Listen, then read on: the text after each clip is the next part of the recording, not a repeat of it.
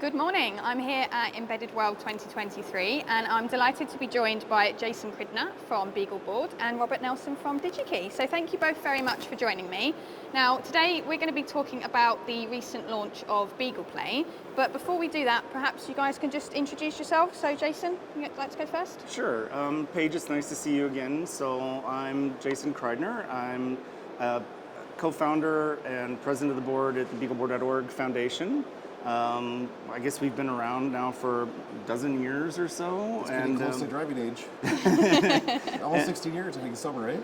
Oh, it's 2008, whatever that comes up to. So I think is when we're officially started. But we have a project that's meant to educate people on how to build things with embedded systems. So it's essentially taking control of making things in their life, everywhere from somebody that's a university student, maybe even some high school students if they're accelerated.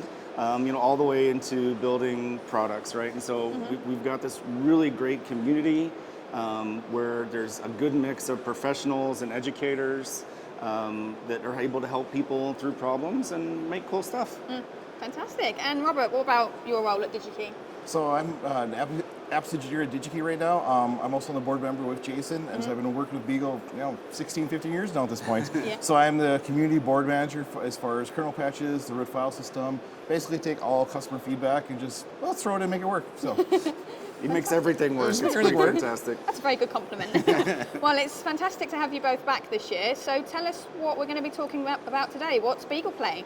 Oh, this is an exciting board. This has been a passion kind of putting together for a while, but the AM335X from TI is what we built a lot of our boards around, but we finally have what I think is a suitable replacement in the AM62 with a quad-core A53, and we decided to do some things a little bit different, make it simpler, make it more connected, to try to give people a platform that they can build on for years to come. So who is the target user for this board then? Are you sort of targeting more makers or? Well, it's everybody, right? Yeah. So anybody can be a maker, right? And we really want to engage people at the university level, but we want to make sure there's no barriers for people that want to go into production, right? That's why we do everything as open hardware. We try to make sure that we use components that people can actually source and take control themselves. And of course, there's no limits to what you can do with the board. So we get a lot of very professional use. And one thing we did upgrade on this board is there's actually standard connectors. We got microbus, we have Grove, we have the seed connectors. Yeah. And so the idea was instead of just having a big header interface where you can plug anything, this allows students just plug in, we know it'll plug in. So it's easier for people who've never used a board before to plug in sensors.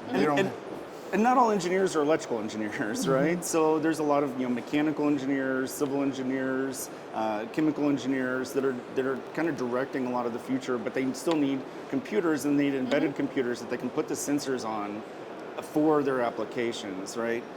So with the microbus, there's over 1,300 different add-on boards that you can just plug in here, and you don't have to figure out how to wire them up. And we've done a lot of things in the software to try to simplify loading the drivers and using those. Fantastic. So are there any sort of particular applications that users can build with this, or is it possibilities endless? What can you build with a computer? Everything. Everything. It's very wide open, but this is really good for doing UI, so displays, right? So human-machine interfaces. You've got a full-size HDMI connector on here, so you can just plug in a monitor and you got a nice, reliable connection. We do have an OLDI connection on here, so you can put touchscreen panels for an embedded display, right? So you can do ruggedized computers with this. HMI is a big one. Gateways, home gateways, industrial gateways. The connectivity we kind of talked about, but there's sub-gigahertz networking on here, and you can do things like Zigbee if you wanted to control things in your home. So you want to do home automation, you want to do building automation. We're using, with folks, we're using this technology for like air quality monitoring and even monitoring things like HVACs for early failure analysis. But if you just want to take control of your appliances in your home and instead of having it controlled by Amazon or Google, you can take control of it yourself. You want to run Zigbee, you can run Zigbee on here. Excellent. And So what would you say are the top 3 or 4 reasons then why BeaglePlay is different to other SBCs? It's fully open. The schematics are available. We have a bootloader, a kernel, everything's open source. If there's something missing, actually this is also one of the first boards that have open source graphics on it from my animation with the AM623 on there. Mm-hmm. Excellent. So it's also, so we're the AM625, right? And it's the openness, right, goes to also the longevity, because this, Beagles are available for 10 years plus, right? If there's some way we can replace the components on it and continue making the boards, we'll do that. We'll redesign if the memory goes end of life, right? The BeagleBone Black now is 10 years old, and production's going up more every year. A lot of parts have changed, but it still works. We update it to make sure that people can continue. So that's really important for educators that are building curriculum around things, that they can continue to get it. But it's also really important for people building things in industry. So there's openness. I'd say the simplicity, having the microbus, the Grove, the Quick, just full-size HDMIs, just kind of standard, easy to plug stuff. Mm-hmm. So the simplicity, the connectivity on here is different, right? Yeah, because the one big difference is since we have a CC1352, our goal is to actually make gateways with these. So this will be an end sensor, talk to the BeaglePlay, and you have local sensor data. Yeah, this is the Beagle Connect Freedom, so it works with the BeaglePlay, and we can do the sub-gigahertz networking. You can have this up to 1 kilometer away and use this to collect sensor data, and this to be your sensor gateway. And we've got the radio on here to communicate with it. And it's a flexible software-defined radio, so you can support a lot of protocols, Amazon Sidewalk, YSUN. There's Zigbee, and yeah. An open thread, Matter, right? It's really, really flexible in what you can connect to wirelessly. Plus you have 5 gigahertz and 2.4 gigahertz Wi-Fi, gigabit Ethernet, and single pair Ethernet, which is pretty different, right? So just you could use any old regular twisted pair 2 wires, and you could run that for 1 kilometer and still communicate with the board. And talking about open too, the CC1350s also run in Zephyr. So the radio is also open on this board. Excellent. So users can port anything they want, but Zephyr's what we're shipping with. They can run AWS's free ROTOS or TI's version, but yeah. And you sort of touched on this briefly, but talk us through the type of connectors that BeaglePlay has and why in particular does that simplify things for developers? Yeah, so the microbus is kind of the big one on here, and so Microelectronica makes, so it's an open, it's a freely licensable standard microbus, but it's got the typical interfaces that you need for most embedded sensors: SPI, I2C, UART, PWMs, GPIO, analog, right? So it's got all of those, but in very regular fixed locations. And they publish the specification, and anybody can use the logo that complies with the specification. Right. So it's very open in that regard. Yeah. But they're also very prolific in making these add-on boards. They have over 1,300 add-on boards already. So basically, if there's a sensor, connectivity option of some kind, cellular modems, whatever, they have one. So, it's just a huge body, and of course, it can be extended by yourselves and other people. So, yeah, that's just a lot of flexibility. But the Seed Grove ecosystem is also really huge. So we get UART, I2C, analog, GPIO, all off of the 2 pins plus power on the Grove. And then this is Quick. So that's a SparkFun Quick, and Adafruit has their Stemma QT. And so both of those companies have a big library of different sensor boards you connect to. So you don't have to start trying to figure out how to wire things up. You just buy the sensor, connect it, and then we try to simplify the process of loading the drivers. Instead of using these hack libraries of Python codes, we try to support people through the Linux kernel, where everybody gets to fix the bugs and make things reliable.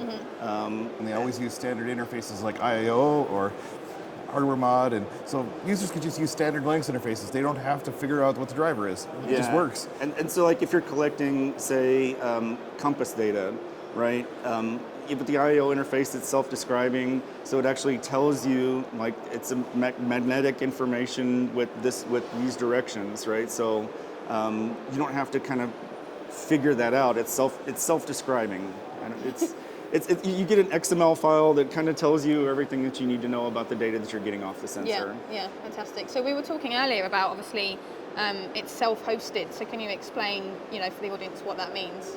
Yeah, So on the self-hosted side, one of the things we do is this board ships with with Visual Studio basically installed, so you can connect right to the board, have an IDE debugger.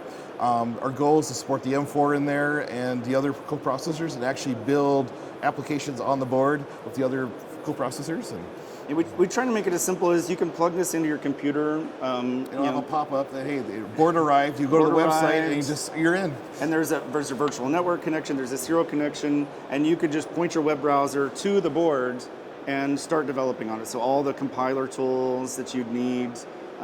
If you want to just plug it into a monitor, keyboard, mouse, it comes up, in a GUI. Yeah. You can edit your code and generate code for the main processors right here, or even for the coprocessors, for the PRUs or the M4s or the CC1352. We have a Zephyr SDK that targets the CC1352 that you build everything right here. So you don't have to go look somewhere else for your development tools. We ship them on the flash on the board. So the goal is if a student were to get this board, they don't need another computer. They can just plug in the monitor and start developing in that day. Yeah, sounds fantastic. And what about sort of the open hardware side? Does open hardware really matter? I think it's really significant, and I think people kind of don't understand how important it is that we put individuals in control, right? And I think as a professional, that's super important, right? Where you can take control of the supply chain. I know that the last couple of years, everybody's had a lot of supply chain challenges. Of course, yeah. Right, and by us publishing our bill of materials, our schematics, if you decided we work really hard to make sure we can provide a steady supply, but people can take control of it themselves. They can change the design, they can customize it, they can grow from here. If we disappear tomorrow, we're not leaving our users on a lurch. No. And of course, we're not disappearing tomorrow. We're growing more. we're growing more all the time. But for us, it's both ethical and I think important that we get the open hardware certifications, that we make sure that everything we do is open hardware. Yeah. And the other side of that too is once we publish that, we have a established version that works. We also have people that come every other year and say, well, why don't you change this, we'll fix this, or this improvement for this. And so we get, by making it fully open, we also have people respond like, change these here, this will make it better. And so there's tons of feedback loop on that. And in fact, so many years into it, we've recently introduced fixes in the BeagleBone Black. Over time, so that have come from the community, that as people have scaled out and used it on such large portions, right? They get that visibility, and they actually have the ability to influence us and get issues fixed, right? So we all work together in the Beagle community to make it better. So how does your partnership with Digi-Key help with the community then? Oh, DigiKey is so important. Of course, Beagle started with Digi-Key buying into distributing the original BeagleBoards. But just as a supplier of the components, all the application support that comes from Digi-Key, is a huge part of the success of Beagle. Yeah, fantastic. And well, thank you very much for bringing it along to show us. It was only launched, a couple of weeks ago? Beginning of March? March 8th, last week. Fantastic. Wow, I look forward to having... You can go on to Digi-Key and order these today. The Beagle Connect Freedoms, I think, will probably ship in a week or two. So I think they're available for pre-order now. And they do come in these enclosures as well, so it's a little bit different. And it's got the two microbus slots, so you can essentially have remote microbus devices. Fantastic. Well, I look forward to having you both back next year, and you can give us another update on how you're doing. Thanks, Paige. Thank you very much. Thanks, Paige. Cheers.